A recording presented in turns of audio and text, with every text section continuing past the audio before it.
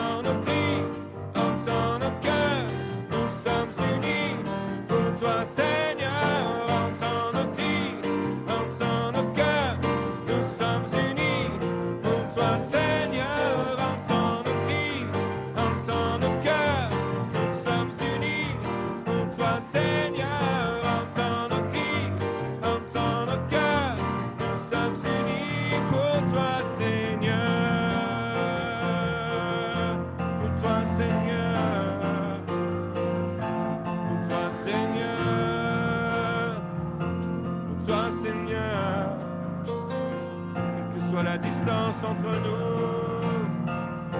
nous sommes unis en toi. Ce matin, nous venons louer ton nom. Nous venons adorer ton saint nom, Jésus. Tu es tout puissant, tu es souverain. Tu tiens nos vies dans ta main, Seigneur. Tout puissant, souverain, tu tiens ma vie dans ta main. Rédempteur, couronné, par toi je suis libéré. Tout puissant, souverain, tu tiens ma vie dans ta main. Rédempteur, couronné, par toi je suis libéré.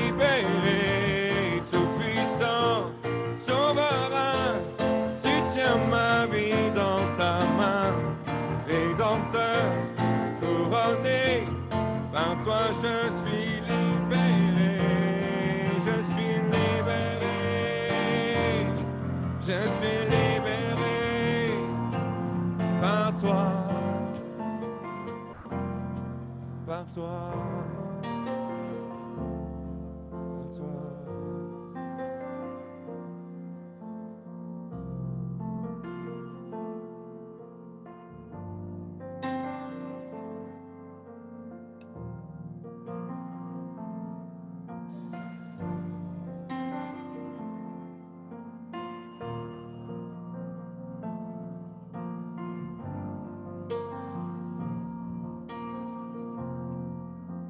Seigneur, merci parce que tu libères chacun d'entre nous de toute crainte.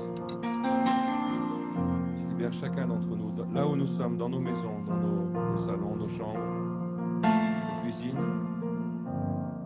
Seigneur, tu es là et tu nous délivres de chacune de nos peurs, de nos craintes ce matin. Seigneur, nous voulons marcher dans la confiance. Nous voulons marcher dans la certitude de ta fidélité, de ta bonté pour nous, Seigneur. Tu es tout puissant et tu es souverain. Et toutes choses sont dans tes mains, Seigneur. C'est pour ça que nous voulons adorer ton nom ce matin, Seigneur. Nous voulons élever ton nom, faire monter un nouveau chant à la terre.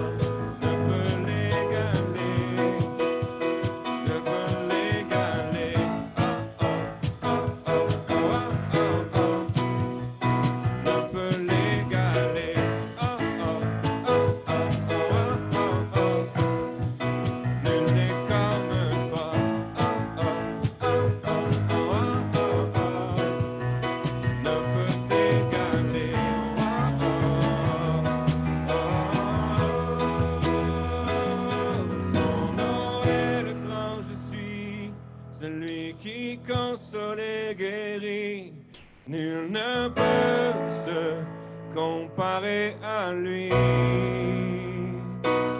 Tout pouvoir lui est donné, il règne pour l'éternité. Rien ni personne ne peut l'égaler.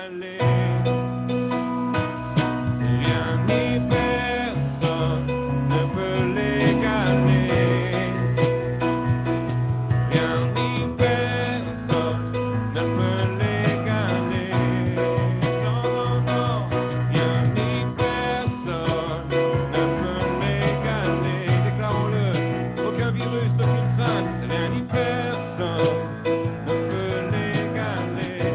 Rien au-dessus du nom de Jésus, rien ni personne ne peut l'égaler. Rien ni personne ne peut l'égaler. L'égaler, oh, oh, oh, oh, oh, oh, oh. Nul n'est comme toi, oh, oh, oh, oh, oh, oh, oh. Nul n'est comme toi, oh, oh, oh, oh, oh, oh, oh. Nul n'est comme toi.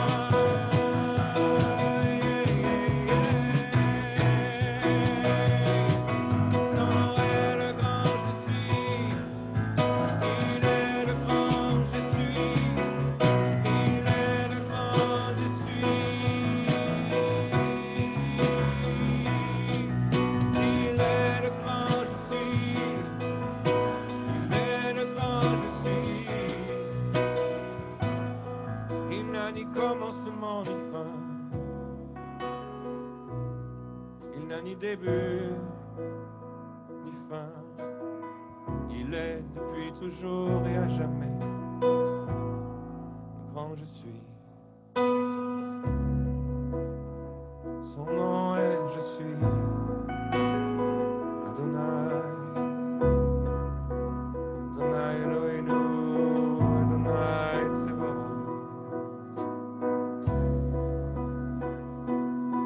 Adonai Eloheinu. Tu es grand Seigneur, tu es grand Seigneur, nous t'adorons ce matin.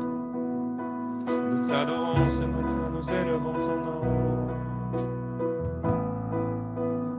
Tu es notre Dieu. Tu es notre Dieu.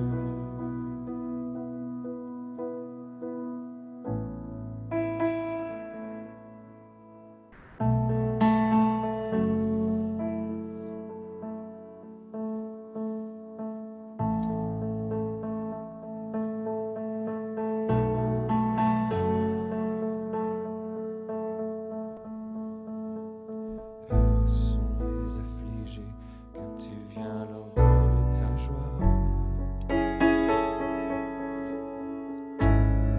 Heureux sont les cœurs brisés car toi seul les consoleras. Heureux sont les affligés car tu viens leur donner ta joie. Heureux sont les cœurs brisés, car toi seul les consoleras. Déclare-le sur ta maison ce matin. Heureux sont les affligés, tu viens leur donner ta joie. Heureux sont les cœurs brisés, car toi seul les consoleras. Oh, heureux sont les affligés, car tu viens leur donner ta joie. Heureux sont les cœurs brisés, car toi seul les consoleras. Tu nous remplis de nouvelles nouvelles, nous t'aimerons d'un amour éternel. Tu ouvres grand les portes des cieux, nous voulons déclarer que tu es notre Dieu.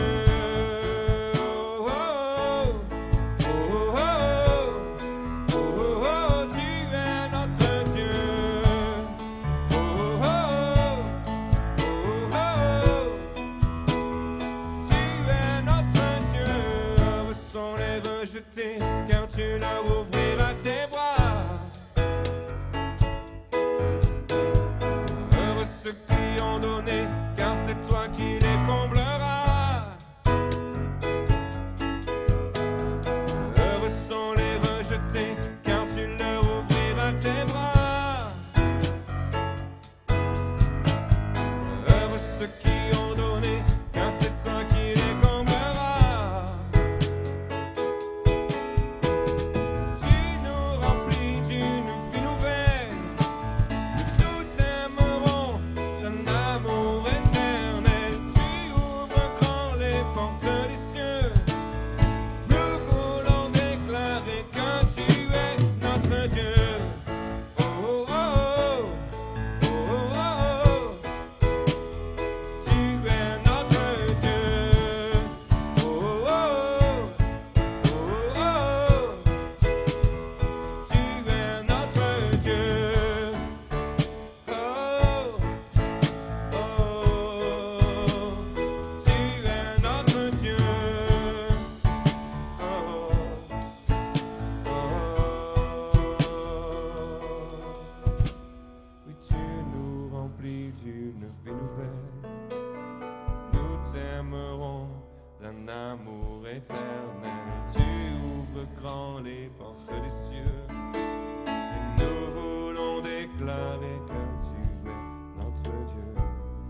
vraiment un chant pour cette saison. C'est vraiment un chant pour maintenant. C'est une déclaration un petit peu comme les béatitudes. À vous tous qui êtes branchés avec nous ce matin. Alors prions Dieu, prions ensemble, déclarons à l'Éternel qu'il nous remplit d'une vie nouvelle. Parce que nous avons, dans ce temps de reset, dans ce temps de pause, dans ce temps d'arrêt, dans ce temps de confinement, c'est ce pourquoi nous pouvons prier. C'est ce que Dieu attend que nous prions. Il désire nous amener de Pâques à Pentecôte pour que nous soyons remplis de cette vie nouvelle. Alors, croyons-le, déclarons-le, recevons-le.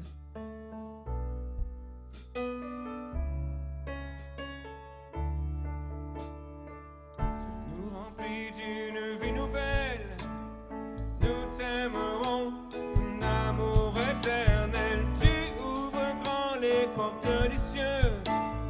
Nous voulons déclarer que tu es notre Dieu.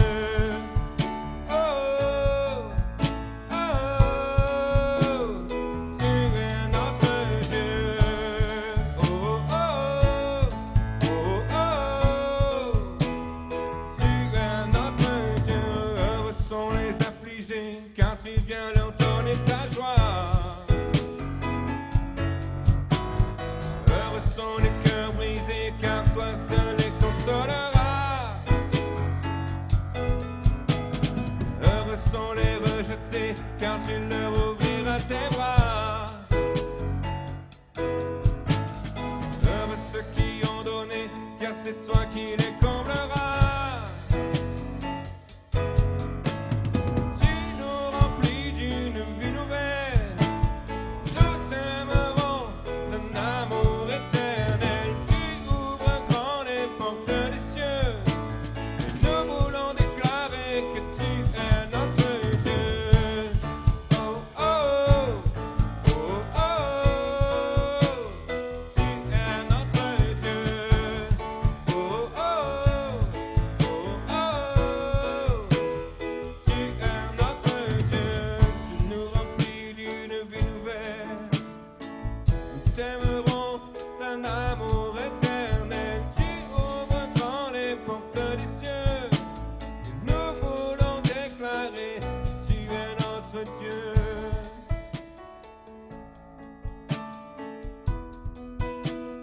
Tu es notre Dieu.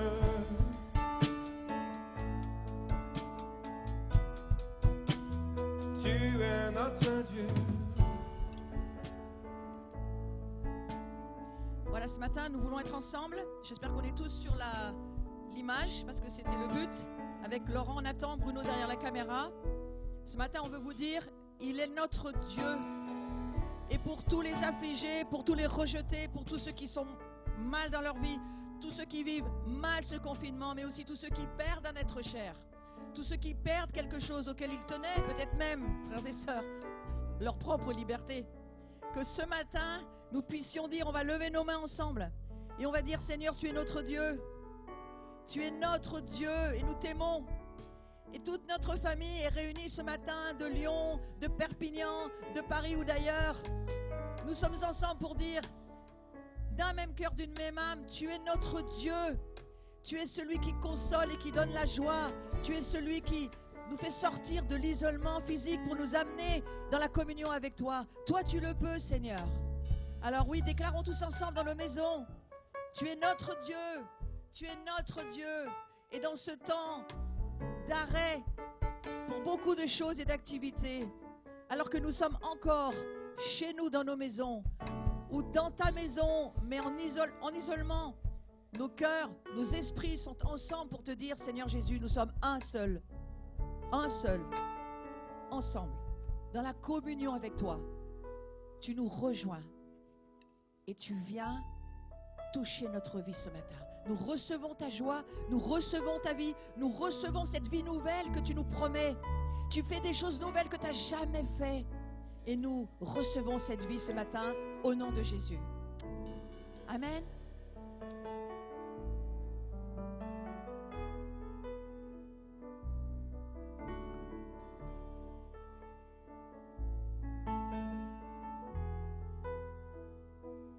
Tu es notre Dieu.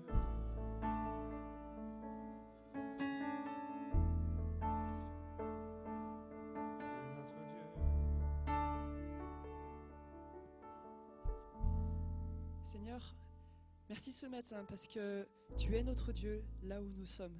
Et je rejoins la prière de Flo. C'est pas parce qu'on est à distance, tu nous rencontres chacun là où nous sommes.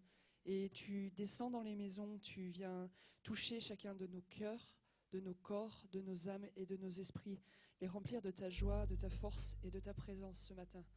Seigneur, tu es Dieu en toutes circonstances. Tu restes le grand Dieu qui a le dernier mot, qui a le mot de la fin. Et tu nous rencontres dans cette saison, tu nous rencontres là où nous sommes, là où nous en sommes. Tu viens nous rencontrer personnellement. Alors merci Seigneur. Tu es Dieu au-dessus de tout Dieu. Ton nom est au-dessus de tout nom, au-dessus de toute circonstance, au-dessus de toute maladie, au-dessus de toute solitude.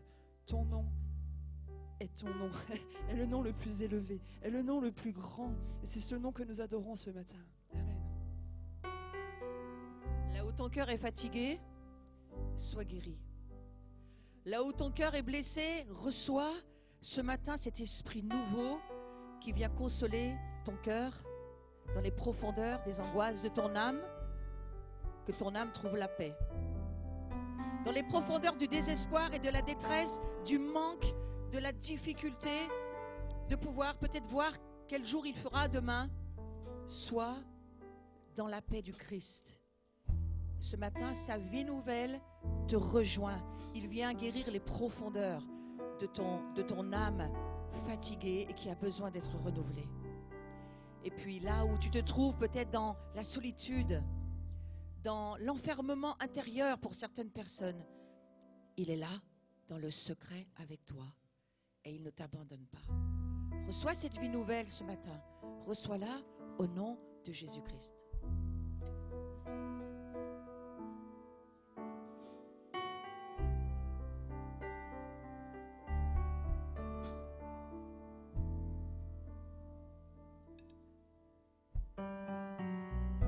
Tu lis dans mon cœur comme dans un livre ouvert. Tu couvres mon âme d'un amour sincère. Tu revêts ma vie d'un manteau de lumière et de gloire. Couvre ma vie d'un manteau de lumière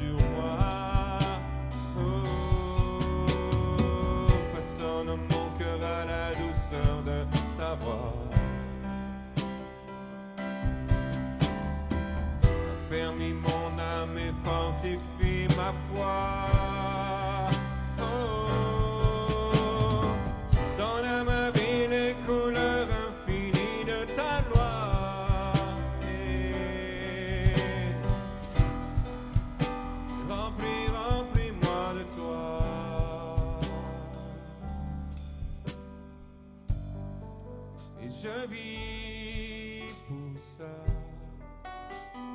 Ma prière c'est toi, et je vis pour toi. Sois le maître en moi, et je vis pour ça. Sois le maître en moi, sois le maître en moi. Oh, passant de mon cœur à la douceur de ta voix, affermis mon âme et fortifie ma foi, donne à ma vie les couleurs infinies de ta loi. Je vis en toi car en toi je suis comme le joyau pur d'une mélodie, que ton amour fait tendrement retentir sur moi. Et je vis pour ça. Ma prière c'est toi, et je vis pour toi. Sois le maître en moi, et je vis pour ça. Ma prière c'est toi, et je vis pour toi. Sois le maître en moi.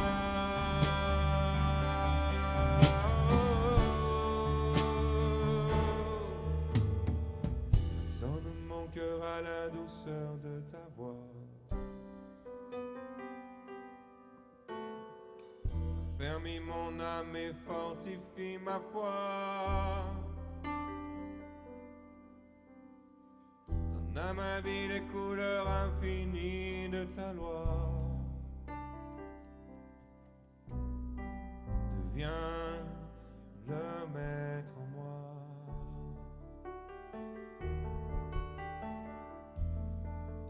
Je vis pour ça.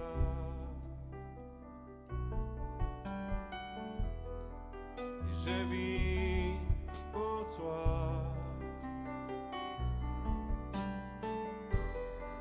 et je vis pour ça, pour ta présence, et je vis pour toi.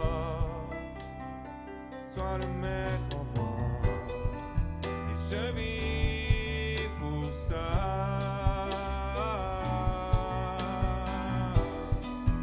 Je vis pour toi, et je vis pour ça. Ma prière c'est toi, et je vis pour toi. Sois le maître en moi.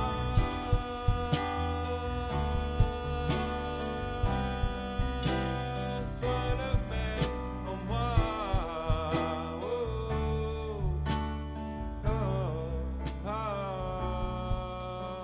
Reçois de ma vie le parfum de grand prix. Reçois. Si vous voulez bien, frères et sœurs, je vous invite dans vos maisons à vous mettre à genoux. C'est ce qui nous a été demandé dans tous ces temps de prière et de supplication et de gémissement et de naissance par la prière. C'est ce que Dieu est en train de nous dire cette saison. Il est en train de nous dire: est-ce que tu m'aimes, France? Est-ce que tu as de l'amour pour moi? Est-ce que tu renonceras à ta vie pour moi? Et il me semble que ce matin, ce chant, ce n'est pas seulement ton chant personnel, ce n'est pas seulement le chant de ta maison, c'est le chant pour notre nation de France. Est-ce que nous pouvons être tous ensemble à genoux en vrai, là où nous sommes, dans nos maisons, dans nos salons, dans nos chambres, dans nos cuisines, peut-être même à l'extérieur? Est-ce que nous pouvons nous mettre à genoux tous ensemble et donner notre cœur au Seigneur? Comme Anne qui répandait son cœur devant le Seigneur parce qu'elle avait mal au cœur. Nous aussi, nous avons mal au cœur de beaucoup de choses, Seigneur. Mais c'est pour toi que nous sommes là. Pour notre nation et toute la francophonie. pour l'Europe ensemble, auquel nous avons déclaré il y a quelque temps, nous étions mariés ensemble avec nos amis germanophones et anglophones. Ce matin, Seigneur, nous vivons pour ça. Prenons ce temps à genoux de redire au Seigneur, je vis pour ça, pour mon pays, ton royaume qui vient. Nous vivons pour ça. Nous vivons pour toi.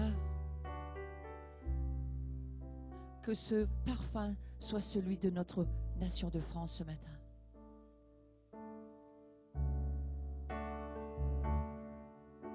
Reçois de ce pays le parfum de grand prix. Reçois au Père. Reçois de ce pays le parfum de la vie. Reçois.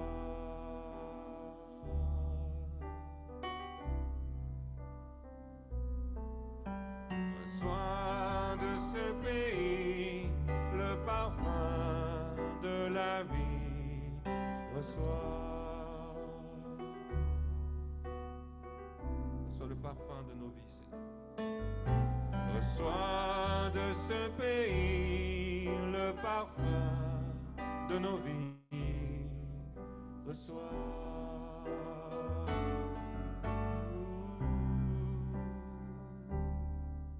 Reçois de ce pays le parfum de grand prix. Reçois.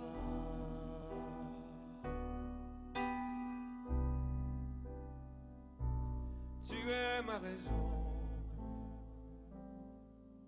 d'être. Tu es ma raison d'exister.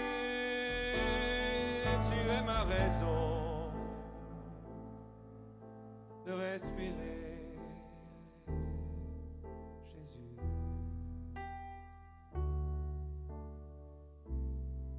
Seigneur, ce matin, nous t'offrons nos afflictions. Nous t'offrons tout ce qui nous fait mal, tout ce dont nous souffrons. Nous te donnons nos circonstances difficiles. Nous les acceptons. Nous acceptons ces circonstances et nous te disons, change-nous, Seigneur Jésus. Reçois ce parfum de souffrance, de douleur. Peut-être pour certains, c'est un parfum plus doux, plus léger.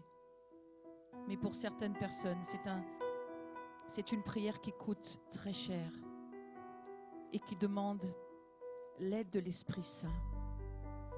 Alors, encore à genoux pendant ce temps, Seigneur, reçois de notre nation ce parfum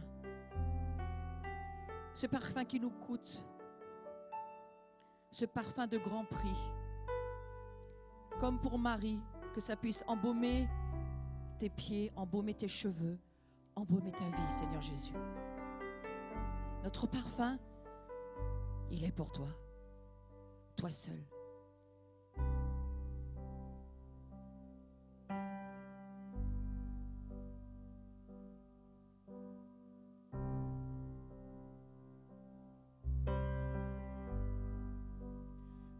Épris de ta présence, je ne veux que rester à tes pieds, captivé dans ce saint moment. Je veux y rester.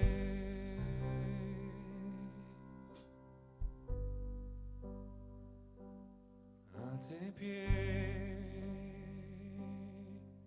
Jésus, à tes pieds. Oh. Et tu ouvres grand tes bras pour moi.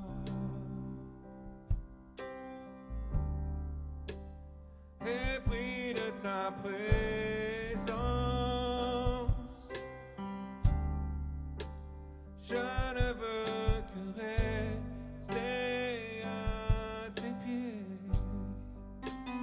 captivé dans ce saint moment. Je veux y rester.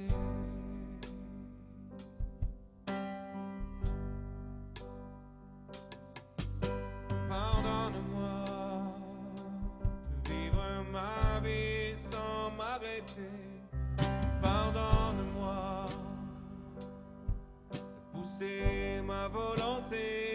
Ramène-moi à nos débuts. Vers toi je tourne à nouveau mon cœur.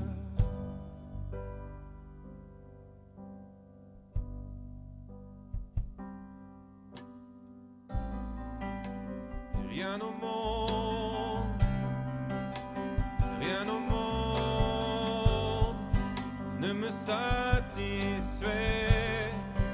Je ne veux que toi. Rien au monde, rien au monde ne me satisfait. Je ne veux que toi. Et rien au monde, non, rien au monde ne me satisfait. Je ne veux que toi. Et rien au monde, non, rien au monde ne me satisfait. Je ne veux que toi, Jésus. Je ne veux que toi, Jésus. Je ne veux que toi. Épris par ta présence, captivé dans ce saint moment. Je veux rester à tes pieds.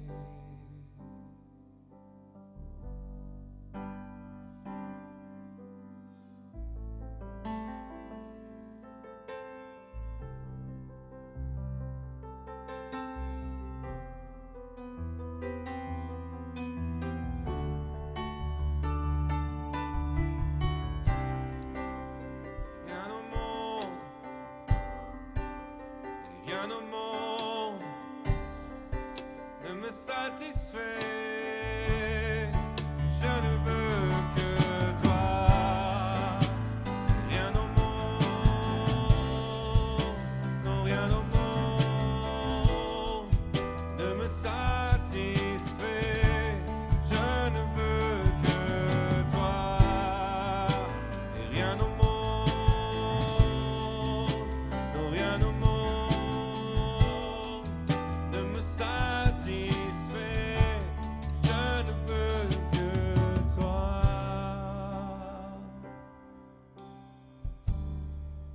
Je ne veux que toi.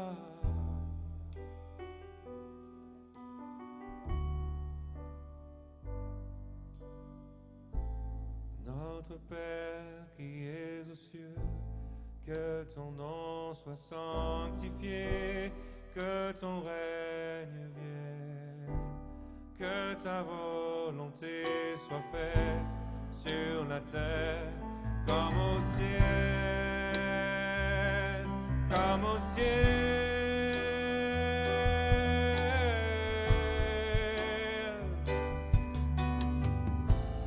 Donne-nous aujourd'hui notre pain de ce jour. Pardonne nos offenses comme nous pardonnons aussi à ceux qui nous ont offensés.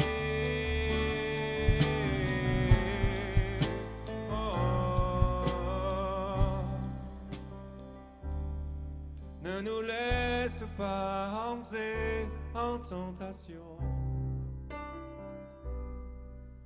Ne nous laisse pas entrer en tentation. Ne nous laisse pas entrer en tentation, mais délivre-nous du mal. Oui, délivre-nous du mal.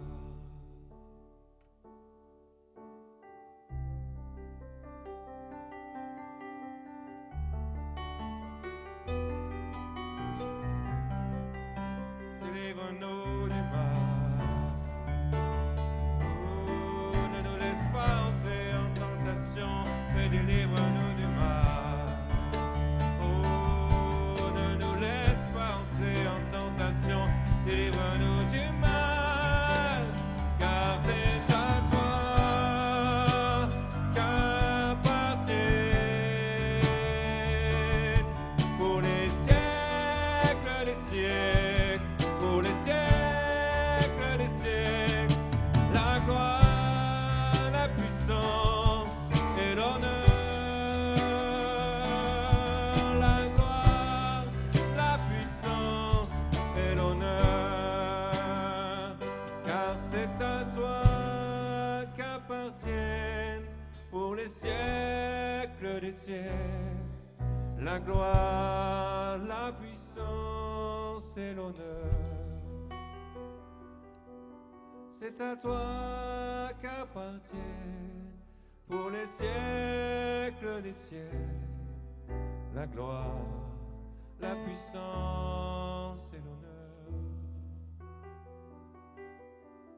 Notre Père qui es aux cieux, que ton nom soit sanctifié.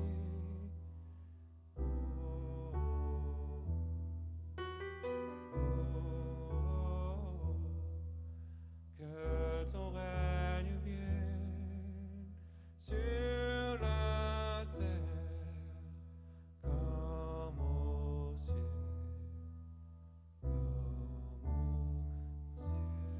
C'est la prière des sacrificateurs ce matin que nous sommes.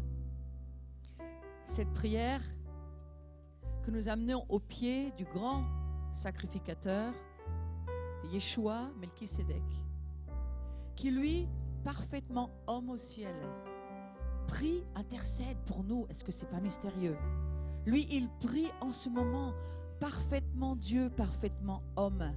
Il prie avec nous ce matin. Et nous sommes ses sacrificateurs. Et nous annonçons son règne, sa gloire, sa puissance pour les siècles des siècles. Amen. Donc on va passer, si vous le voulez bien, un petit temps de partage de la parole de Dieu. Et ça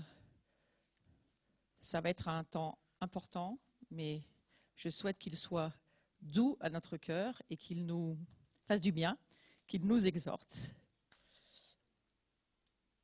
Voilà, merci beaucoup.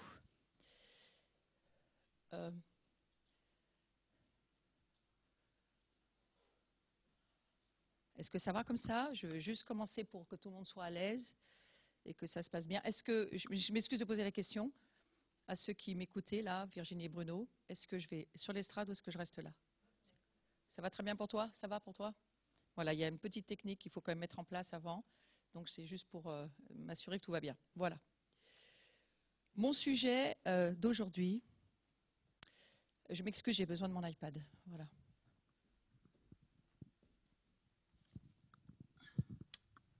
Voilà, excusez-moi, mais j'ai besoin de voir ce qui va se passer au niveau du PowerPoint. Voilà, mon sujet d'aujourd'hui, ça va aller sur le secret de la communion fraternelle, parce qu'il me semble que c'est ce qui pèse sur le cœur du Seigneur pour le moment. Pendant des années, j'ai avancé dans ma vie chrétienne, sur mon chemin de chrétienne, et j'avais conscience que nous étions l'Église. J'ai mis beaucoup d'années à comprendre que l'Église n'était pas un bâtiment, mais que l'Église, c'était nous. Et j'ai mis aussi du temps à comprendre que le nous, c'était moi et Dieu, et moi et les autres. Et que c'est cette relation de moi et les autres qui faisait que c'était ça. C'était ça. l'Église, la communion. À partir de ce moment-là, j'ai cheminé en cherchant à savoir comment on pouvait vivre l'Église, comment c'était possible, si ce n'était pas le bâtiment, que tous les gens viennent dans un bâtiment pour vivre le bâtiment, en pensant que si on n'est pas dans le bâtiment, on n'est pas dans la relation chrétienne, dans la communion. Donc ça changeait déjà pas mal de paradigmes dans ma tête, mais par la grâce de Dieu, c'est un évangéliste américain qui s'appelle Ray Brooks. Il a 90 ans cette année et il est toujours en vie. Et c'est lui qui m'a dit « Ah non, mais tu sais, c'est pas le bâtiment, l'Église, c'est toi et Dieu. » Beaucoup d'années se sont écoulées, mais ça a été une parole qui a transformé ma vie. La révélation change ton être spirituel et te fait grandir. Et je réentends cette saison que le Seigneur dit « Je cherche ma famille et je cherche à pouvoir poser mon cœur au milieu de ma vraie famille. » Et ma vraie famille, elle connaît ma voix, elle me connaît et elle sait qui je suis. Et ça a mis un peu du poids sur mon cœur parce que je me disais, mais alors Seigneur, il y a une vraie famille puis il y a une fausse famille. Je n'ai pas entendu la réponse du Seigneur. Il ne m'a pas répondu là-dessus. Il m'a juste dit, cherche ce que ça veut dire qu'être ma famille. Et c'était au tout début, quand on a démarré l'abri en 1992-93, c'était la chose qui était dans mon cœur. Travailler avec l'Esprit Saint à vivre ce qu'est une vraie famille pour Dieu. Moi, j'étais mère de famille, j'avais aussi un certain nombre d'enfants. C'était pas facile à comprendre, je vous l'assure. Le père, la mère, les enfants, pour Dieu, une famille, c'est quoi? Et tout le système religieux nous parlait de leadership, de disciples, nous parlait des mots qui, pour moi, ne rejoignaient pas la famille. Jusqu'à ce que, par la grâce de Dieu, c'est toujours la grâce de Dieu, mes oreilles entendent au travers de quelques-uns, et surtout un homme qui a transformé ma mentalité, qui s'appelle David Demian, qui a dit « Un leader ne peut produire que des disciples, il n'y a pas d'héritage. Mais un père et une mère produisent des fils et des filles, et là, il y a un héritage. » Quand j'ai entendu cette parole, je me suis dit « C'est ça que Dieu veut dire à l'Église. C'est cela. Nous devons travailler à cette relation de paternité, de père et de mère, et aujourd'hui dans l'Église, que Dieu nous aide à changer notre mentalité, parce qu'il faudrait vraiment que nous comprenions que Dieu veut lever des pères et des mères et pas des leaders qui forment des disciples qui ne produiront rien. Donc bien sûr qu'il faut marcher comme des disciples, parce que discipline, c'est important de le comprendre, mais les enfants sont aussi disciplinés, les parents devraient l'être aussi. Si les parents ne sont pas disciplinés, il y a très peu de chances que les enfants le soient, bien que les miracles existent. Et donc, voilà, l'important, c'est l'importance de la communion fraternelle, l'importance de la famille, l'importance de ce que Dieu essaye de nous dire quand on lit ce texte de Malachie, dernier verset du Premier Testament. Oui, je parle de l'Ancien Testament, et je préfère dire le Premier Testament, parce qu'il n'est pas ancien ce testament, il est toujours vrai. Et donc ce Premier Testament, à la fin, dernier verset qui dit « Si je n'envoie pas l'esprit d'Élie, si les pères ne reviennent pas vers les fils ne reviennent pas vers les pères, s'il n'y a pas cette réconciliation familiale, le pays va être dévasté, je vous le dis. Donc je vais l'envoyer l'esprit d'Élie. » Maintenant, ça veut dire quoi l'esprit d'Élie? Ça veut dire que nous y sommes dans ce temps où Jésus est revenu dans son incarnation, il est remonté au ciel. Le temps n'est pas fini. Le temps continue, mais Jésus n'a pas encore tout accompli au travers de ce qu'il est venu faire sur la croix. Le tout accompli de la croix n'est pas terminé sur cette terre. Il veut voir sa famille réunie en une seule famille. Alors, les murs entre les catholiques et les protestants, les murs entre les hommes et les femmes, les murs entre même au fond de nous-mêmes, frères et sœurs, ils doivent disparaître. Donc ça, c'était ma toute petite introduction. Et maintenant, j'aimerais aller sur le fait que l'importance de la communion fraternelle, on va lire ce texte de Jean 17, d'abord au verset 20. « Or, je ne fais pas seulement des demandes pour ceux-ci, c'est Jésus qui parle, mais aussi pour ceux qui croient en moi par leur parole. » Vous voyez, on ne peut pas croire en Jésus sans parler. Ceux qui croient en moi par leur parole, retenez ça, on est l'année de la parole, afin que tous soient un. C'est le but de la prière de Jésus, afin que tous soient un, comme toi, Père, tu es en moi et moi en toi, afin que eux aussi soient un en nous. C'est pas un en Dieu seulement, c'est pas un en Dieu le Père, c'est pas un en Dieu le Fils. Moi, je faisais partie d'une église qui était un en Dieu le Père, un en Dieu le Fils, mais il en manquait un des trois et ils n'en voulaient pas. Un en le Saint-Esprit, ils n'en voulaient pas. Et je ne dis pas que j'ai perdu des années, mais j'étais dans un endroit où on ne croyait pas dans la puissance du Saint-Esprit, dans la personne du Saint-Esprit. Or, c'est bien écrit, afin que tous soient un en nous, afin que le monde croie que tu m'as envoyé. Et la gloire que tu m'as donnée, on continue avec la vignette suivante, et la gloire que tu m'as donnée, moi je la leur ai donnée, afin qu'ils soient un, comme nous sommes un, moi en eux, toi et toi en moi. Afin qu'ils soient, j'ai pris une traduction que vous ne connaissez pas, parce que je voudrais changer vos paradigmes, afin qu'ils soient consommés en un, et que le monde connaisse que tu m'as envoyé, et que tu les as aimés comme tu m'as aimé. Et il persévérait dans la doctrine et la communion des apôtres. C'est la vignette suivante. Dans la fraction du pain et les prières, c'est ce que nous faisons. Et toute âme avait de la crainte et beaucoup de prodiges et de miracles se faisaient par les apôtres. Tous les croyants étaient en un même lieu. Ils avaient toutes choses communes. On est dans Acte 2, toujours versets 42 à 47. Ils vendaient leurs possessions, leurs biens, les distribuaient à tous, selon que quelqu'un pouvait en avoir besoin. Tous les jours, ils persévéraient d'un commun accord dans le temple. Ils rompaient le pain dans leur maison. Il y a le temple, il y a les maisons, il y a tous les endroits où Dieu veut vivre. Ils prenaient leur nourriture avec joie et simplicité de cœur, louant Dieu, et ayant la faveur de tout le peuple. Et le Seigneur ajoutait tous les jours à l'assemblée ceux qui devaient être sauvés. Dieu ajoutait des gens qui devaient être sauvés. Alors peut-être guéris, délivrés, mais je crois que là on parle aussi du salut. Des gens qui ne connaissaient pas Dieu. Nous devons avoir dans notre cœur un fardeau pour les perdus, ceux qui ne connaissent pas Dieu. Que la grâce du Seigneur Jésus-Christ et l'amour de Dieu, nous lisons 2 Corinthiens 13, 13, et la communion du Saint-Esprit soit avec vous tous. C'est la prière pour cette saison. La communion fraternelle, c'est une question au sujet de laquelle le Seigneur a exprimé un désir. C'est ce que Dieu veut. Il veut ce n'est un érad, on n'a pas de mot en français. Le traduire par unicité, je ne pense pas que ça veut dire grand-chose, mais on va essayer. C'est ce un comme le Père, le Fils et l'Esprit Saint sont trois personnes, mais une seule personne tout de même, mais trois en un. C'est un mystère. Et de la même manière, nous devons demander au Seigneur de nous amener la révélation de ce que signifie être un.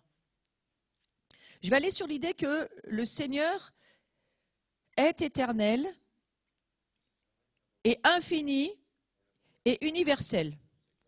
Il faut nous souvenir que la valeur de ce qui est dit dépend entièrement de celui qui parle. Donc ici, qui est-ce qui parle? C'est Dieu. Quand Dieu parle, il faut écouter.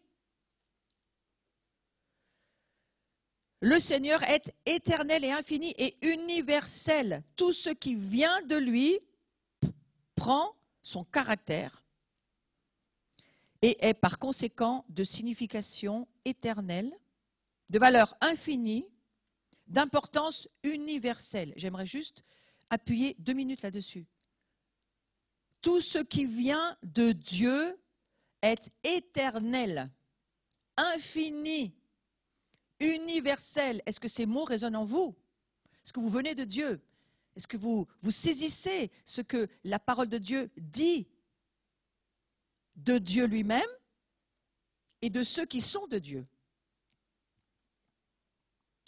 Lorsque le Seigneur parle de communion fraternelle, il a dans son esprit, dans sa pensée, dans la raison de ses déclarations, des choses d'une signification et d'une valeur infinie.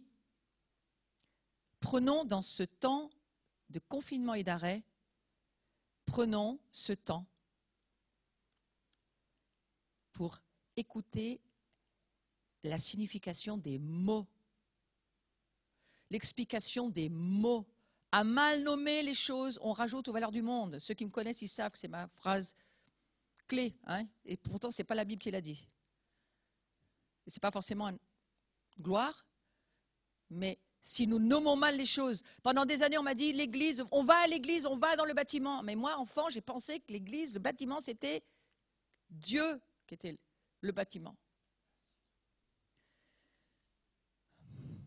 Nous avons besoin de reconnaître combien est grande la parole du Seigneur. Sa parole prend sa dimension, son caractère, sa signification éternelle, une valeur infinie, une importance universelle. Moi, je parle ici en particulier de la communion fraternelle. Donc, je suis en train de vous dire que la communion fraternelle, elle est quoi? Remettez-moi la vignette d'avant, s'il vous plaît. La communion fraternelle, elle est ce que Dieu est en train de nous dire. Elle est éternelle, infinie, universelle. C'est de cela dont je parle. La communion fraternelle, elle vient de Dieu. Elle prend de lui son caractère. Donc la communion fraternelle est le caractère de Dieu. Dieu n'a jamais dit qu'il était tout seul. Il a toujours été trois. C'est impressionnant ça, Dieu a toujours été trois. Il n'a jamais souffert de solitude. Le Père, le Fils et l'Esprit Saint. C'est un grand mystère. La signification de la valeur infinie, la communion fraternelle a une valeur infinie. Je suis en train de vous dire qu'elle n'a pas de fin. Je crois que votre âme ne peut pas forcément capter ce que je vous dis, mais l'Esprit Saint en vous peut comprendre et vous aider à comprendre et vous amener la révélation que aujourd'hui Satan continue de combattre. Vous savez, quand il a envoyé ce coronavirus à Wuhan, c'est pas pour rien. C'était l'endroit clé choisi par Dieu, la famille chinoise qui intercédait et qui a vraiment l'onction pour la famille. Et c'est là qu'il a frappé. Satan connaît les plans, hein. Il y a des choses qu'il sait. Vous comprenez que ce confinement, bien sûr qu'on en prend une opportunité et qu'aujourd'hui, Dieu nous ouvre des chemins qui, gloire à Dieu, sont possibles par les techniques, quelles qu'elles soient, de connexion. Mais n'empêche qu'il y a quand même une guerre qui s'est levée contre la communion fraternelle en disant Satan sait qu'à la fin des temps, cette communion fraternelle va devenir la puissance atomique pour changer les choses et pour faire venir le royaume. Satan le sait plus que les chrétiens, frères et sœurs. Nous devons réaliser que la communion fraternelle, elle est éternelle, infinie, universelle et Dieu ne changera jamais d'avis. Il veut retrouver sa famille et il la retrouvera. Et il veut surtout voir dans sa famille la communion des saints. Donc la communion fraternelle date des conseils éternels de Dieu.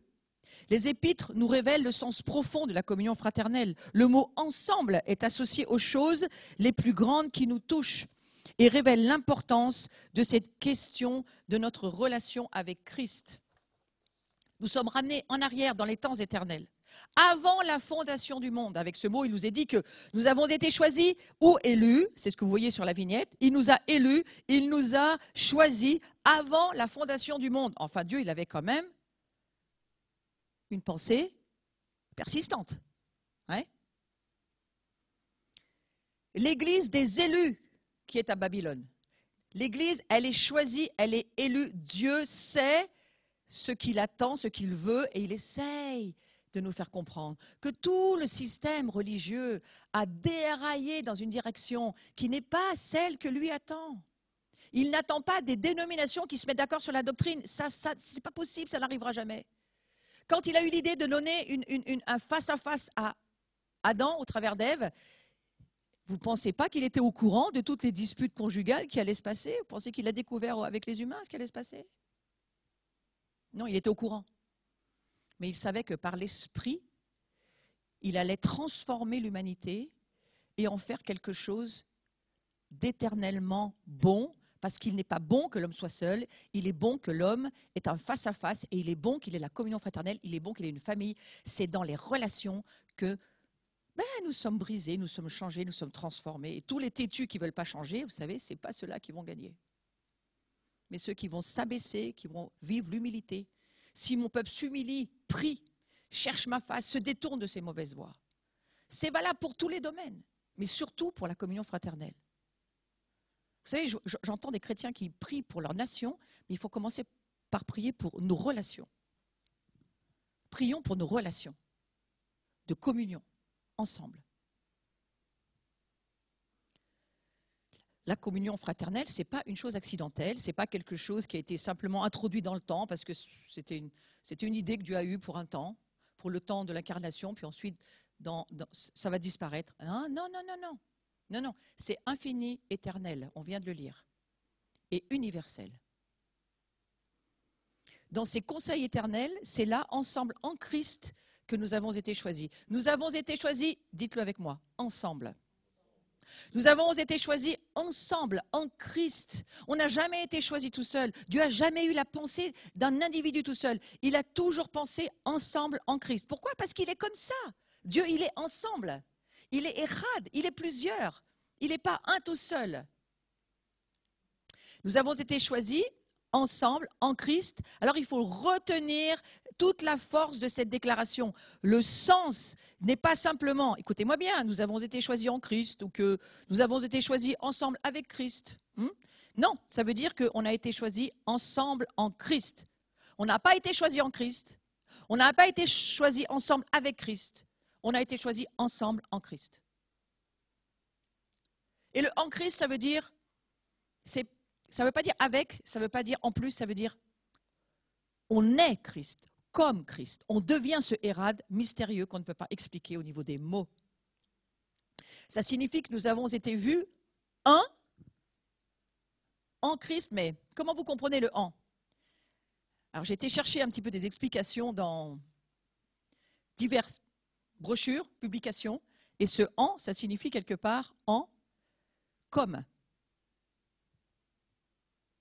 Christ.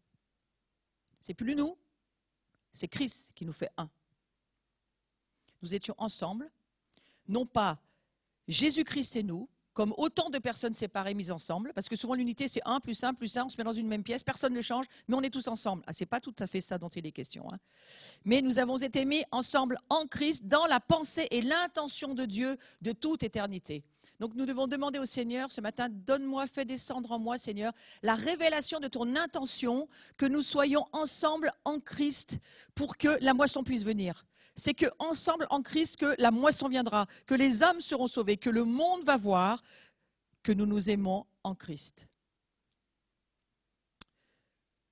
Ainsi, avant même que nous entrions en existence, cette pensée éternelle de Dieu était l'unité parfaite des siens, ensemble. Et on peut comprendre pourquoi l'ennemi prend toute cette peine, et je le redis, pour détruire toute cette communion fraternelle du peuple de Dieu. Et il pensait y arriver avec ce virus. Je pense que c'était son intention, de détruire la communion fraternelle au moment où toutes les nations se lèvent dans la révélation de la famille, ça tombe. Faites le rapprochement. Il y avait déjà depuis plusieurs années une convergence communautaire de diverses couleurs, parfums, de divers mouvements, mais la convergence n'était pas réellement encore vraiment effective. Et il y a 2 ans, à Kansas City, on a commencé à voir des convergences de ministères, de mouvements, se mettre ensemble, comprendre. C'était vraiment ce que Dieu était en train de dire. Pas seulement une relation verticale, mais une relation aussi de communion pour que la force vive de ce que Dieu avait dans sa pensée, la communion, la koinonia, puisse produire l'autorité dont Christ a besoin dans notre communion pour combattre avec nous. Et les combats actuels, c'est Christ qui les fait, c'est pas nous. Vous savez qu'il est tout le temps en train de prier au ciel. Jésus, c'est quand même extraordinaire de penser ça. Il aurait très bien pu dire, je m'assois, puis j'attends qu'il fasse le boulot maintenant. Non, il est toujours en train de prier avec nous et de nous aider. Et il a envoyé l'Esprit Saint pour qu'on puisse être ensemble. Donc comprendre cette guerre nous aide aussi à bien nous positionner par rapport à ce qui se passe et à surtout tout faire pour ne pas nous laisser être isolés, pour ne pas commencer à croire que Dieu envoie ce coronavirus. Excusez-moi, ça c'est presque insultant pour les gloires et je crois qu'il faut bien aussi saisir que c'est important de nous repositionner pour montrer au diable, tu ne peux pas nous empêcher parce que dans l'esprit, il n'y a pas de distance, il n'y a pas d'impossibilité. Donc l'importance de l'union de la communion fraternelle, on va voir là-dessus. Romains 6, chapitre 6, verset 5 nous dit que nous avons été identifiés avec lui dans la ressemblance à sa mort. La force de cela, c'est pas que on a été plantés comme autant d'individus ensemble avec Christ et puis qu'on a été plantés l'un avec l'autre en Christ, un par un, comme les arbres du cacaël en Israël. Hein. On plante des arbres et puis on va tous mourir tout seuls pour Christ avec. Non, on est morts tous ensemble. Il faut comprendre ça. Nous avons été identifiés avec lui dans la ressemblance de sa mort. Nous avons été identifiés. C'est jamais je suis identifié. Donc nous devons voir notre propre mort ensemble. Avant de ressusciter tous ensemble, il y a une mort ensemble, à vivre ensemble, donc à s'encourager, à ce que chaque personne qui vit une mort, une douleur, quelque chose, un combat pour renoncer à lui-même, pour laisser un péché, une addiction, il faut se mettre en accord et s'identifier. Le combat de cette personne devient mon combat. Sa difficulté devient ma difficulté. Et non pas se mettre à juger l'autre. Ah bon, mais t'en es encore là, toi ? Le cœur. Dieu cherche des cœurs, pas des juges.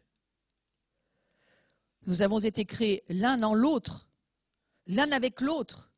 La création de Dieu est collective. Il n'y a pas d'individualité dans le cœur de Dieu à ce sujet. Il n'y a pas d'individualité. Il y a un nous. Si nous pouvons employer un autre terme, nous pourrions dire nous serons réunis ensemble dans la mort et dans la résurrection du Christ. Nous sommes un érade, pas seulement dans la résurrection, nous sommes un érade aussi dans la mort. Et en ce moment, il y a beaucoup de choses difficiles à vivre, à traverser. Ouvrons notre cœur à nous identifier, à mourir avec celui qui meurt à côté de nous, celui qui a des combats, des difficultés, maladies, captivité, oppression, de toutes sortes. J'entends certains me dire « Oh, moi, le confinement, c'est tellement bien, ma relation avec Dieu est magnifique. » Alors, mon frère, ma soeur, ouvre ton cœur et ouvre un peu ta fenêtre. J'ai envie de dire ça comme ça. Ouvre ta fenêtre et regarde un peu ce qui se passe dehors. Christ, il est mort sur une croix en public. Il ne s'est pas enfermé dans une salle pour que personne ne voie sa nudité. Il a ouvert sa fenêtre pour qu'on puisse voir qu'il donnait toute sa vie. En plus, il nous est dit que nous sommes assis ensemble, en lui, réunis ensemble, en un même corps, corps, important, unis ensemble, coordonnés ensemble, joints ensemble, croissants ensemble, en ayant une même pensée. Tout cela nous parle de ce grand ensemble du peuple de Dieu. La pensée de Dieu, c'est que nous vivions dans son union, unité parfaite. Bien sûr que nous n'y sommes pas, mais nous pouvons demander à l'Esprit Saint de nous le faire voir. C'est son gouvernement. Dieu gouverne par l'amour, il gouverne par le ensemble, il gouverne par le nous. Toi et moi, c'est la même chose. Si tu souffres, je souffre. Si tu es heureux, je suis heureux. Et je ne peux pas être autre chose que ce que tu vis. Tu es aussi mon propre message. Pouvons-nous saisir que c'est son gouvernement, c'est-à-dire sa présence en nous, qui libérera son autorité. Sa présence ne peut pas être une présence que pour moi. C'est pour ça qu'il a rectifié certaines choses dans certains mouvements, en disant « c'est bien vos maisons de prière. Je vous connais personnellement, mais qui êtes-vous? Comment vous appelez vous? Quel est le nom de votre famille ?» Et souvent, on lui donne le nom de notre communauté, puis il va dire « non, mais ma famille, moi, elle va jusqu'aux extrémités de la terre. Les Chinois, c'est ma famille. Les Coréens, c'est ma famille. Ce qui se passe au Japon, ça m'intéresse. Ce qui se passe en Irlande, c'est aussi en Afrique du Sud, en Amérique latine. C'est ma famille. Parce qu'il va nous donner toutes les nations en héritage. Mais il faut encore demander au Seigneur que notre cœur puisse les adopter, les recevoir. Et parfois, un cœur, il n'y arrive pas. C'est trop pour lui. Alors, il faut demander au Seigneur de l'aide. Pouvons-nous saisir dans nos cœurs qu'il y a quelque chose d'une grande portée, d'une importance infinie concernant l'union et la communion fraternelle? Moi, j'aimerais juste ce matin qu'on puisse mettre un focus sur l'importance de l'union et de la communion fraternelle. Les valeurs de la communion fraternelle, telles qu'elles nous sont révélées dans la parole de Dieu. Alors, on va voir quelques points. Le premier, important, la souveraineté de Jésus-Christ est liée à la communion fraternelle. C'est quelque chose que je n'ai pas forcément compris il y a quelques années. Mais aujourd'hui, c'est tellement clair pour moi. La communion fraternelle touche de la manière la plus intime à la seigneurie du Christ, à sa qualité de tête de l'Église. En fait, ça touche au fait qu'il est souverain. S'il y a un manque de communion fraternelle, s'il y a un arrêt, une faiblesse dans la communion fraternelle, tout ce qui est dislocation parmi le peuple du Seigneur, schisme, division, relations tendues, conflits, tout ce qui est indépendance, séparation, détachement, isolement, tout ce qui touche à la souveraineté du Seigneur Jésus de façon directe, écoutez-moi bien, ça lui enlève de sa gloire et de sa souveraineté. Est-ce que vous comprenez ce que je suis en train de vous dire ? Si vous ne traitez pas tout ce qui est séparation en vous, tout ce qui est incapacité à vous ouvrir, incapacité à ouvrir votre fenêtre aux autres, à marcher dans les divisions, à marcher dans les schismes, à marcher dans les fractures, ça enlève de la souveraineté à Christ. Que Dieu nous garde. La souveraineté du Christ est liée à la communion fraternelle. Elle touche à la seigneurie de Jésus, à sa qualité de tête, de chef de l'Église, de roi d'Israël. Vous imaginez tout ce qu'on peut raconter aujourd'hui avec la théologie du remplacement par rapport à Israël? Ça touche à sa souveraineté, ça touche à qui il est. On est en train de remettre en question le Dieu qu'il est. Comment c'est possible?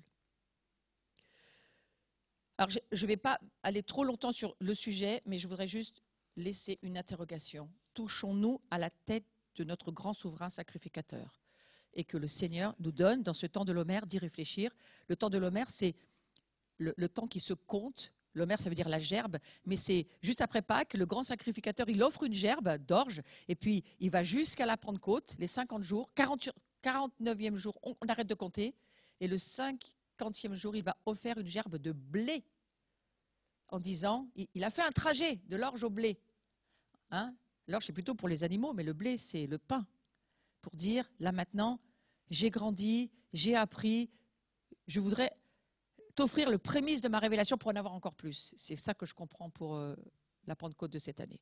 Donc la communion fraternelle, elle implique, en deuxième partie, toute la signification de la croix de Christ. Elle manifeste la croix de Christ. Elle implique la signification de la croix.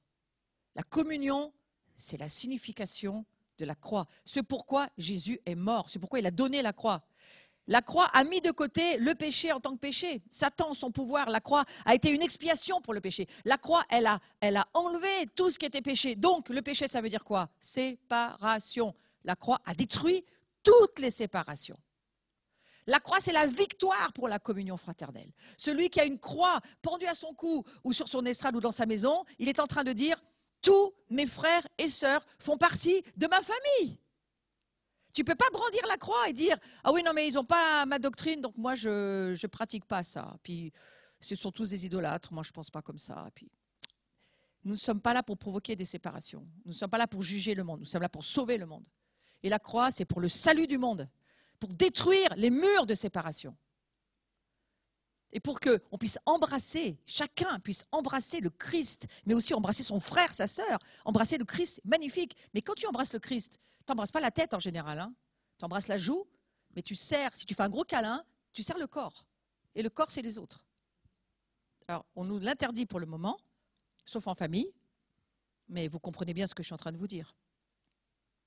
La croix a aussi détruit toute l'œuvre que Satan avait accomplie par le péché. Et là, une des choses majeures que Satan faisait, c'est de détruire l'idée d'Israël, de détruire l'idée qu'un trône serait un jour réinvesti par le Messie, et surtout détruire toute forme de relation dans l'Église.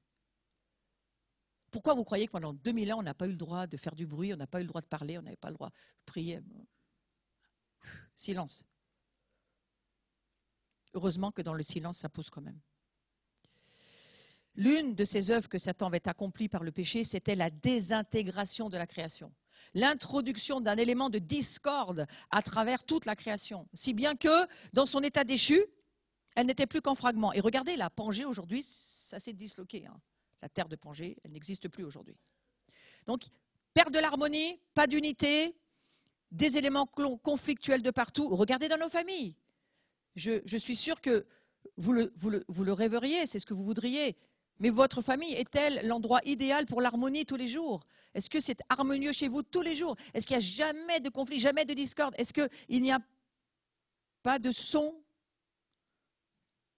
de disharmonie? Et dans l'Église, j'en parle pas. Alors toutes ces relations tendues, ces conflits, ces rivalités, toutes ces choses qui opposent, qui fragmentent, fragment à fragment, qui amènent à cet état d'instabilité perpétuelle. On est dans une instabilité perpétuelle dans ce monde naturel. Je ne parle pas du monde de Dieu. C'est dans la constitution même des choses. Et ça ne sera jamais restauré par des conseils d'hommes. Jamais. Donc vous voyez, cette dislocation devant laquelle nous nous trouvons aujourd'hui, nous n'avons pas de solution humaine. On ne peut pas le rattraper au niveau de l'écologie. On peut essayer de faire mieux, mais on ne rattrapera pas cette dislocation. Il n'y a qu'une chose qui nous le promet, la croix. La croix, c'est le seul endroit où vous trouverez une possibilité de restauration totale, de rédemption totale, de rachat total. Hormis de la croix, rien ne peut nous amener cette espérance. L'union, l'unité de la race ont été détruites par Satan. Ça, c'est une des choses que Satan a visé. Détruire la race de Melchisédek. Par le moyen du péché et de l'homme. Satan savait que Dieu avait une solution. Il le savait.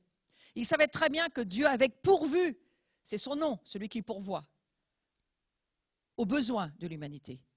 Et il a tout fait pour que ça n'arrive jamais. Merci Seigneur que c'est arrivé. La croix du Seigneur Jésus signifie la destruction des œuvres du diable. C'est pourquoi, en face de la croix et devant l'autel, il a dit « Je me consacre moi-même ». C'est la première des gerbes. Il s'est consacré lui-même. Et il s'est donné lui-même pour qu'ensuite un grand nombre puisse suivre derrière. Et il dira en Jean 17 « Comme nous sommes un, qu'il soit un ». Donc c'est pour cette unité qu'il a fallu la croix. Et c'est ce qu'accomplira la croix. La croix, c'est le moyen par lequel Dieu, en Christ, a mis fin à cet état de séparation. Cette croix a mis fin à cet état de division, de fragmentation, de tension. Et ça nous parle d'autant plus dans ce temps de confinement que nous voyons tout être séparé, confiné, fragmenté, fermé. On parle de clusters, on parle d'endroits, mesures barrières, tous enfermés, ces nations qui s'enferment de plus en plus. Là, on a oublié même qu'il y avait une notion d'Europe ou de quoi que ce soit parce que chacun s'enferme. C'est un plan, selon moi, démoniaque, qui ne doit durer qu'un certain temps. Et nous prions pour que cela s'arrête. Nous sommes appelés à la communion, frères et sœurs. Nous sommes appelés à l'union commune, pas seulement des esprits et des âmes, mais aussi des corps. Dans la résurrection du Seigneur Jésus, dans laquelle nous sommes ensemble en lui, il doit y avoir ce témoignage que l'œuvre du diable a été détruite, a été anéantie, et qu'il y a désormais ici un peuple qui est un seul peuple. Un peuple qui croit en cette croix. Excusez-moi pour le jeu de mots. Je crois dans la croix. Et je crois que cette croix, c'est la solution pour ce qui est devant nous. Nous remarquons ainsi, après sa résurrection, lorsque l'Esprit fut venu, regardez ce qui se passe. Regardez. Christ meurt. Est-ce qu'il y a plus grande fracture que ça? Christ meurt sur la croix, il disparaît. Les disciples sont perdus. Pourtant, il a essayé de leur dire, Jésus, mais les disciples, c'est pour eux, c'est là. Le monde se dérobe sur leurs pieds. Ils s'enferment, ils ne savent plus quoi faire. Et qu'est-ce qui se passe? Regardez ce qui se passe juste derrière. Quelle est leur réaction? Soyez conscients de ce que je suis en train de vous dire. Ils persévèrent dans la communion.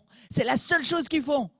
Ils ont compris que la réponse à l'ennemi, c'était d'obéir à la parole du Christ, même s'ils ne la comprenaient pas complètement. La première église, selon moi, elle est née là. C'est la première église. J'ai lu une incroyable prédication du cardinal Barbarin sur ce sujet, que j'ai prêché il y a 20 ans, et qui me revient à l'esprit.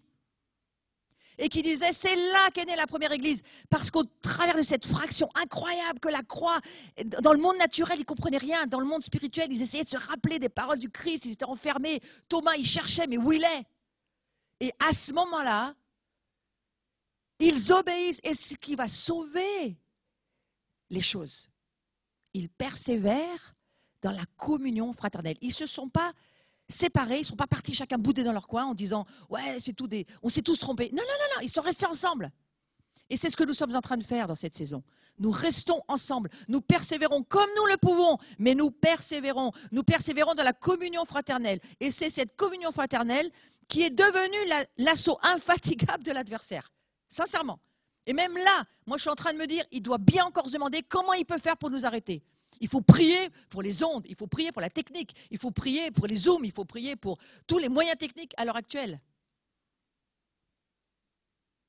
Mais ça, Dieu nous l'accorde maintenant. Bénissons Dieu pour ça. Bénissons Dieu pour ces moyens techniques qui ont été trouvés. Et Dieu le savait. Parce qu'elle était la preuve, cette communion évidente, de la destruction totale de ses œuvres. Et dans la croix du Seigneur Jésus, et qu'elle en était le témoignage vivant. Elle est la preuve de la destruction des œuvres du malin. Et aujourd'hui, quand on entend des pasteurs de Chine, moi je la connais très bien, Ruth, qui expliquent comment, avec Jason, on va dire son bras droit, tous les deux, ils ont vécu, mais l'enfer, la mort, tout le monde mourait autour d'eux.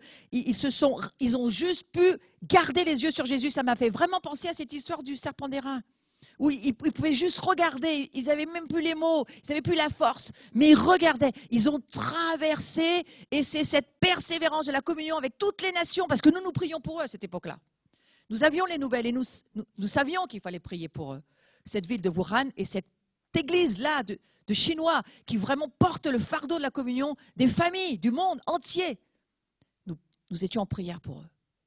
Et aujourd'hui, de nouveau, la communion n'a jamais lâché. Et ça a été ça qui a détruit les œuvres du diable. Frères et sœurs, comprenez ce que je suis en train de vous dire.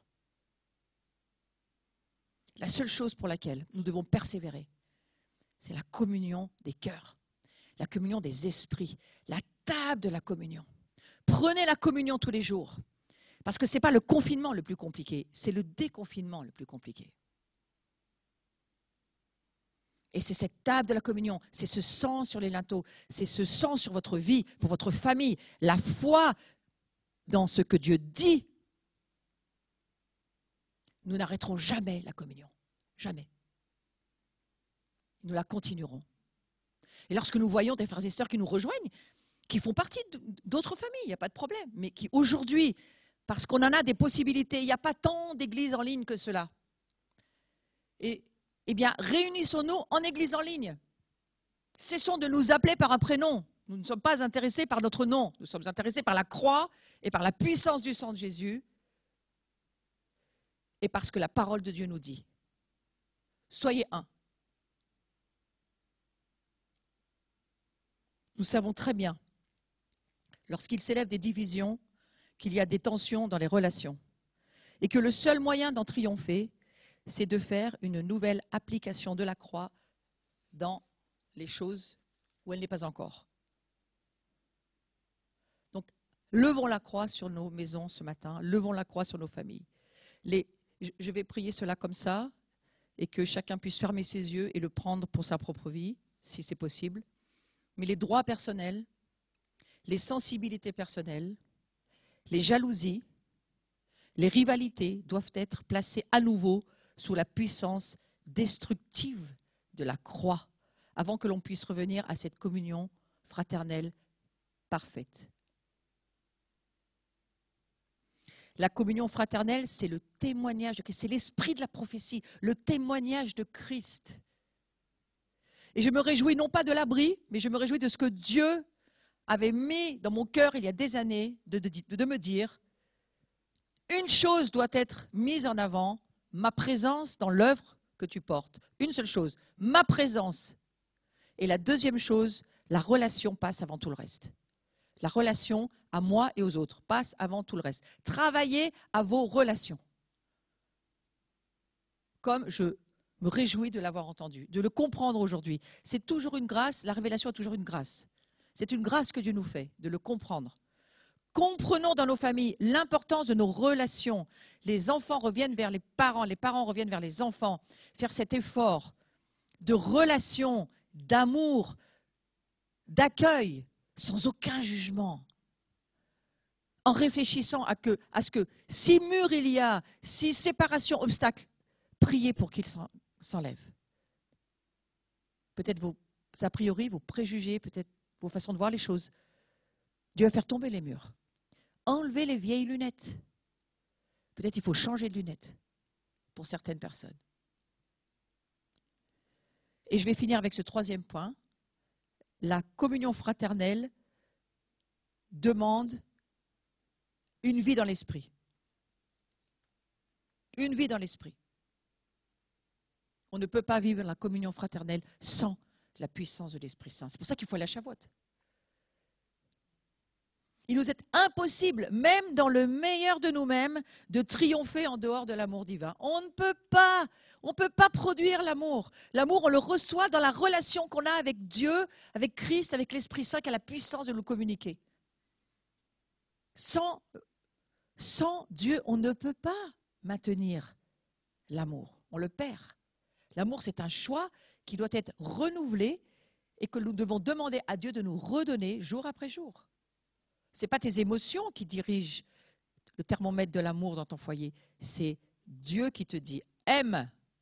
Tu ne dis pas « ressens jusqu'à ce que tu saches que tu aimes ». Non, aime moi et ton prochain comme toi-même.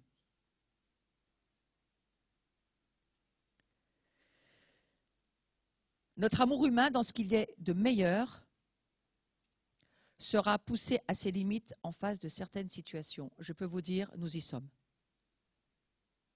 Notre amour humain, le meilleur soit-il, il va être confronté aux limites, barrières, que Satan met et que Dieu te dit.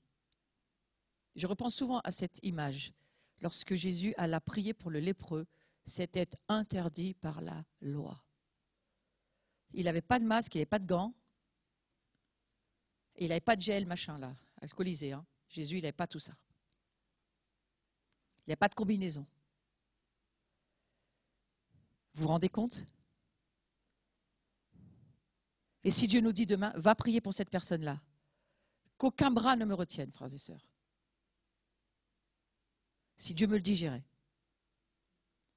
Et on me traitera de présomptueuse ou de folle. Ce n'est pas ta pensée qui dirige les choses, c'est l'Esprit Saint. Il n'y a que l'amour puissant de Dieu qui est rendu actif en nous par le Saint-Esprit. L'amour sans Dieu, ça ne dure pas. L'amour est actif par la puissance du Saint-Esprit en nous. Et jusqu'à ce que nous demandions à Dieu, donne-moi cet amour actif, réactif, actif, pour que je puisse faire ta volonté et ramener une grande moisson.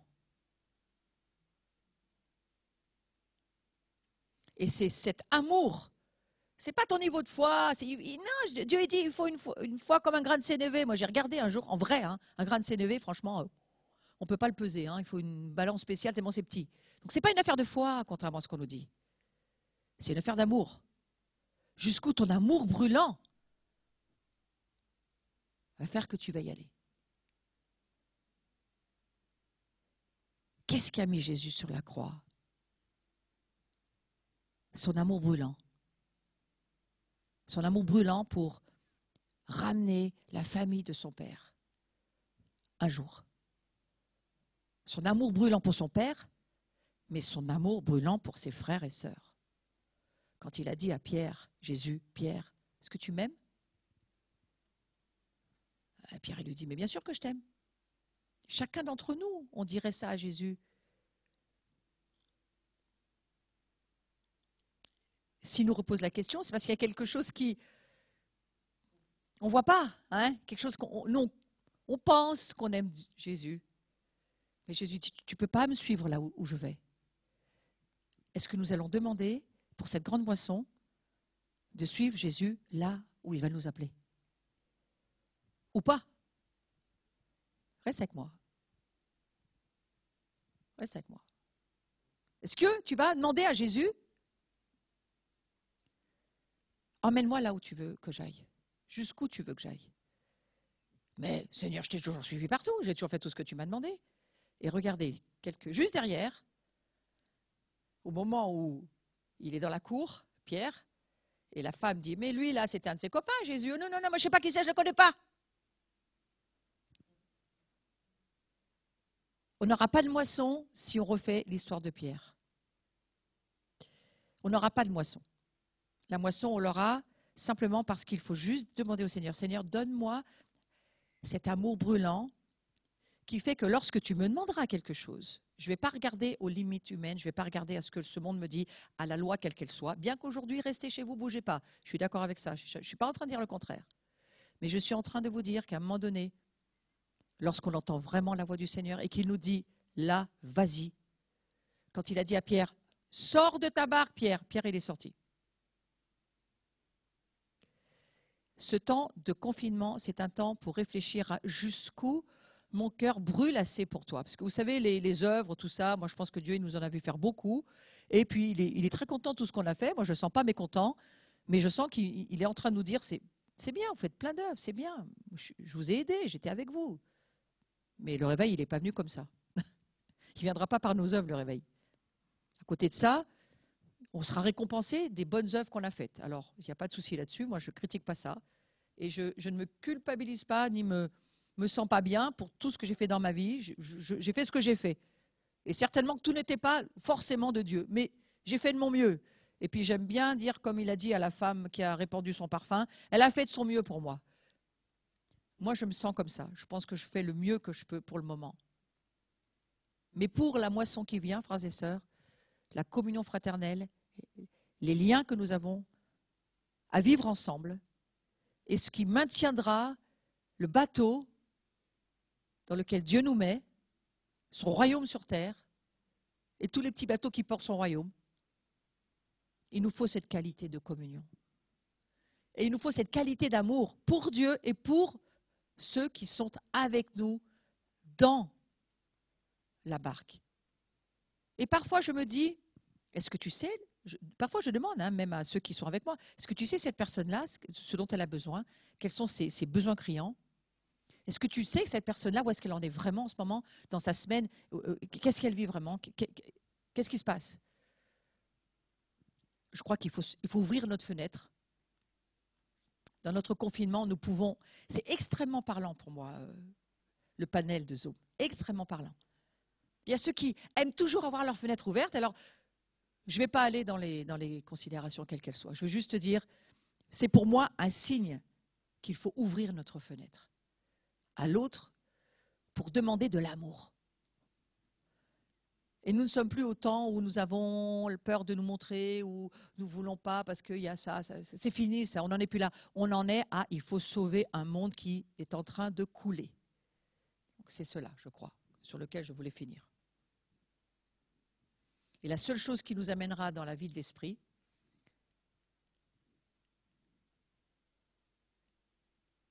c'est cet amour-là. Et la seule chose qui nous aidera à vivre dans la communion, c'est le fait de vivre par l'esprit. On ne peut pas vivre cette communion par la chair. On ne peut d'ailleurs pas prier par la chair. La seule prière que Jésus nous dit qu'on doit faire, prier par l'esprit, prier avec toutes sortes de prières, mais prier par l'esprit, parce que c'est l'esprit qui dirige les choses. Eh bien, la même chose pour la communion fraternelle. Nous avons beaucoup de temps en prière, nous devons prier pour que nous devenions cette communion fraternelle que Dieu a toujours pensé, toujours prévue. Il a toujours eu sur son cœur qu'ils soient un. Que la qualité de leur communion nous donne de l'autorité. Et que le monde voit que nous nous aimons. Comme j'aime le Fils, comme le Fils même. L'amour brûlant qu'il a pour moi. Et bien que nous puissions avoir cet amour brûlant pour le Seigneur. Amen. On va juste prier et terminer cette matinée ensemble. Seigneur, je te remercie de ce que tu mets en nous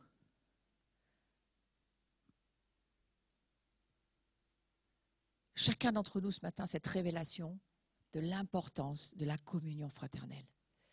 L'importance, pas seulement de sa famille dans le naturel, mais de ta famille, dans la communion des esprits, de ceux que tu as choisis, élus, prédestinés à l'avance pour que, ensemble, en communauté locale et en communauté universelle, nous puissions désirer, brûler d'amour, pour toi en premier, mais aussi pour notre prochain. Et donc ça passe par l'Église, l'épouse que nous sommes. Une épouse sans amour pour son époux, on ne peut même pas penser à cette idée. Donc que notre amour brûlant pour toi soit vraiment rallumé ce matin, si ce n'était pas le cas, dans le cœur de tous ceux qui écoutent. Un feu, une chaleur, quelque chose de spirituel que tu envoies à Saint-Esprit. Toi seul peux le faire. Mais c'est ce que nous te demandons ce matin. Nous te demandons de rallumer le feu sur l'autel des cœurs qui manquent. Peut-être c'est une braise sur laquelle il faut souffler. Alors fais-le, Saint-Esprit. Souffle, souffle, pas seulement sur les eaux, mais souffle aussi sur cette chair. Et souffle ta vie, ton esprit, pour que la vie revienne et que l'amour brûle. Nous ne voulons pas faire les choses par habitude ou parce qu'il faut les faire. Nous ne voulons pas faire des réunions, nous voulons vivre la communion dans le feu de ton Esprit Saint pour toi et pour les autres. Et que lorsque nous levons des déclarations, lorsque nous prions, lorsque nous communions, nous n'ayons pas seulement nous-mêmes à cœur, mais les autres. Et un monde qui ne te connaît pas, que notre cœur brûle d'aller parler à ceux qui ne te connaissent pas. Que ça soit l'amour qui nous pousse. Parce que tu nous dis, celui-ci, vas-y, je l'aime vraiment. Je veux vraiment que tu ailles lui donner quelque chose de ma part. C'est cela que j'aimerais laisser sur notre cœur ce matin. La moisson est blanche et il y a si peu d'ouvriers. Alors prions, pas pour la moisson, elle est blanche. Prions pour les ouvriers. Et les ouvriers, frères et sœurs, vous savez ce qu'il leur faut? De l'amour. De l'amour pour ceux qui sont perdus. De l'amour pour ceux qui sont à côté de nous. De l'amour les uns pour les autres. Et en nous voyant, ils voudront venir et manger à la table de la communion ce pain que Jésus est pour chacun d'entre nous. Amen.